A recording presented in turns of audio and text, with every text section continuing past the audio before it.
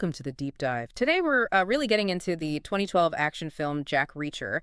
Our mission basically is to figure out how this movie, which kicked off with, well, huge fan anger over the casting, ended up being called a masterclass in filmmaking. It's quite a turnaround. It really is. It's a fascinating situation. You have this adaptation, and right out of the gate, the core fans are absolutely furious. The reviews at the time literally used phrases like howls of anguish, and it boiled down almost entirely to the main character's physical look. Right, the disparity. Can you lay that out for us? The book Reacher versus Tom Cruise. Sure.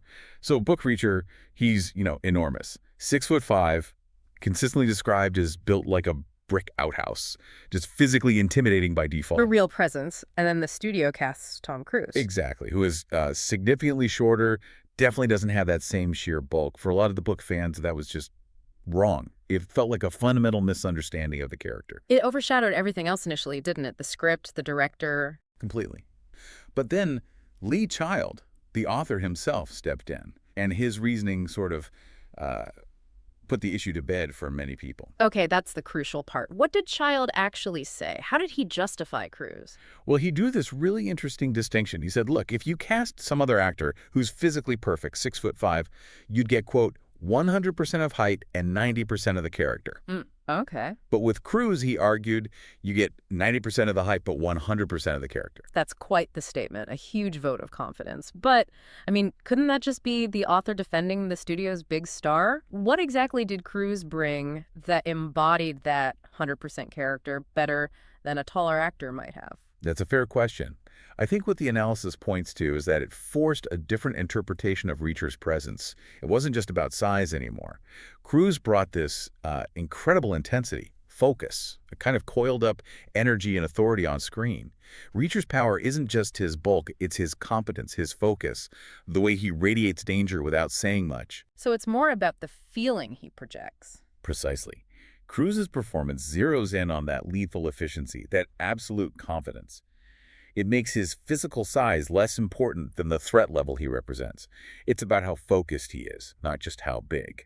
And that interpretation, that commitment, is what won over critics. Okay, so if we sort of accept that premise character over physique, then we get to the filmmaking itself. And this is where the masterclass label really comes in, specifically about the first 15 minutes. Yes, that opening sequence. It's lauded as cinema storytelling at its finest. High praise indeed. What makes it work so well? Break down those technical elements for us. It's really about efficiency and building atmosphere. The whole sequence is pure show, don't tell. It starts quiet. An ordinary white van downtown Pittsburgh pulls into a parking garage. No big dramatic music cues or anything. Very subdued, no dialogue at all. We just watch from the gunman's point of view as he parks, puts a coin in the meter, sets up his sniper rifle. It's all very methodical. And the actual crime? It's chillingly clinical. He scopes targets across the river, picks them off, 5 shots, 5 victims, done with professional ease.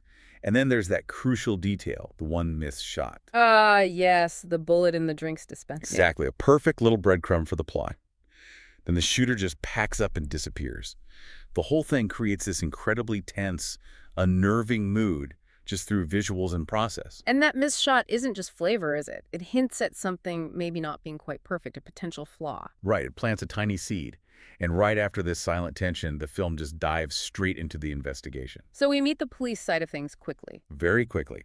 Inspector Emerson, David Oyelowo's character, is on the scene. They find the evidence. Yeah. The shell casing, that missed bullet, even a partial fingerprint from the parking meter coin. It all points very fast, almost too fast, to one guy. The suspect, Barr, former Army sniper. Yep. They arrest him, but he won't talk. Just writes down 4 words on a notepad, "Get me Jack Reacher." And that pulls Reacher into the story. It does. But interestingly, Reacher shows up because he saw it on the news. And he initially thinks Barr is guilty. He knows Barr's history. He actually intends to help make sure Barr goes down for it. So he's skeptical from the start, just in a different way. Exactly. It's Barr's lawyer, Rosamund Pike's character, who persuades him to actually look closer, to investigate properly before condemning him. Okay, let's tie this back to that masterclass idea. Why is cramming all this setup and information into the opening so effective? Because it lays everything out. You get the crime, the stakes, the main players, the central mystery, and that crucial hint of doubt, The feeling that Barr's arrest is maybe a bit too neat, too convenient. Right. And it does it all without someone having to sit down and explain the backstory later on. Exactly. It avoids that mid-film exposition dump, as the review calls it. You don't need a scene where someone reads a case file aloud. By showing you the cold precision of the setup and planting that early doubt, the film hooks you immediately. The whole narrative engine is basically primed in those first 15 minutes. That kind of efficiency, that structural tightness, it suggests a very deliberate hand guiding things. That's writer-director Christopher McQuarrie, right? Absolutely. And McQuarrie, well, he knows structure. We're talking about the guy who wrote The Usual Suspects. And Valkyrie. Plus, his own directorial debut, The Way of the Gun, which is, as the review says, a criminally underrated thriller. He gets complex plotting. And for Reacher, he seems to have deliberately chosen a style that feels different from a lot of modern blockbusters, especially the action. Oh, definitely. The action, particularly the car chases, got a lot of praise for feeling grounded and practical, not overly reliant on CGI. Cruise doing his own driving helps there, I imagine. Massively. It meant McQuarrie could keep the camera on Cruise during the chases. You see him in close-ups, mid-shots, reacting in the car. It adds this visceral, real feeling that you often lose with quick cuts and digital doubles. The review calls them superb and compares them to 70s car chases. What does that mean specifically? Think Bullet. Think The French Connection. It means proper muscle cars, practical stunts, a sense of real weight and impact. The chases feel choreographed but messy, dangerous in a way that feels, well, realer than a lot of the highly polished, physics-defying sequences we see now. It's got that gritty 70s texture. And the review suggests that choosing this older, maybe less flashy style was actually a bit brave in today's market. Yeah, courageous is the word used. Because the trend is often towards bigger, louder, more CGI-heavy spectacle. That's often seen as the safer financial bet. To deliberately go for a more character-focused, mood-driven approach with practical, grounded action. It means trusting that classic filmmaking techniques can still connect with an audience, even if they aren't the current fashion.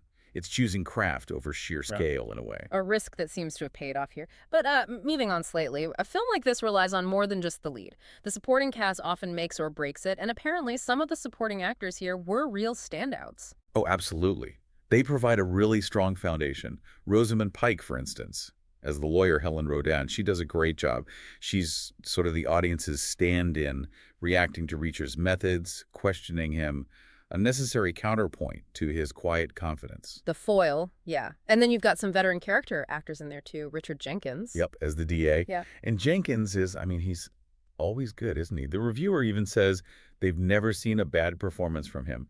He brings that necessary weight and credibility to the procedural side of things. But the ones who really seemed to grab attention were maybe in smaller but more impactful roles. Definitely. Two in particular. First, Robert Duvall. He plays Cash, this old-school former Marine gunnery sergeant who owns a shooting range. Right, I remember him. His part isn't huge, but it's described as just great. He manages to be funny, incredibly world-weary, and then deadly serious, sometimes all in the same scene. It's just a fantastic, economical piece of character work. Really memorable. And the other, Scene Stealer. The main villain, which was kind of unusual casting. Well, Werner Herzog.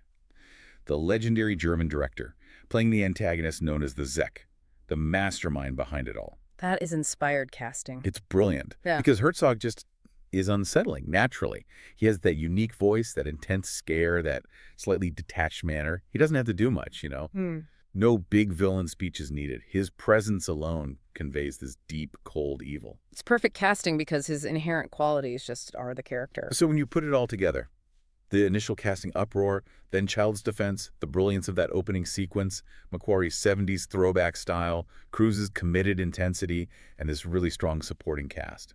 It paints a picture of a film succeeding because of its choices, not despite them. Exactly. It overcame that initial skepticism through sheer quality of execution.